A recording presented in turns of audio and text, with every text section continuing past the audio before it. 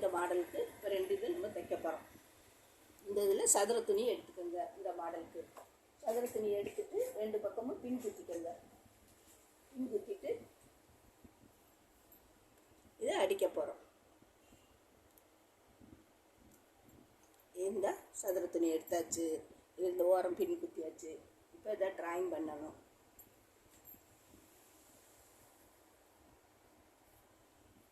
இந்த அளவுக்கு வச்சுக்கோங்க, அப்போ தான் உங்களுக்கு கரெக்டாக அந்த அளவு வரும்.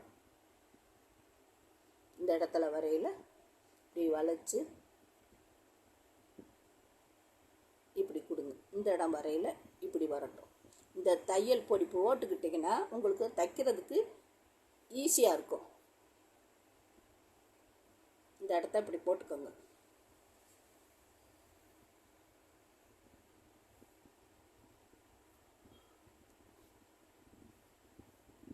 இப்படி நிப்பாட்டி இந்த இடத்துல வரையில் ரவுண்ட் ஷேப்.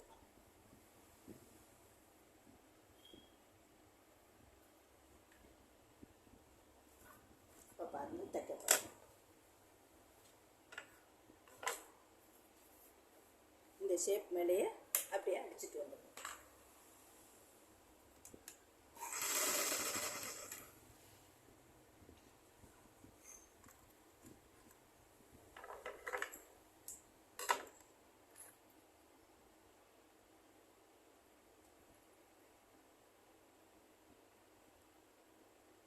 நம்ம அடித்து பெரட்டுறதுல தான் இருக்குது. இதில் பூரா எந்தெந்த டிசைன் வேணுமோ அந்த சதுரத்துக்குள்ளே நம்ம அடித்து கொண்டாடுறதை பொறுத்து அந்த பீஸ் தான் அப்படியே திரும்பி வரும்.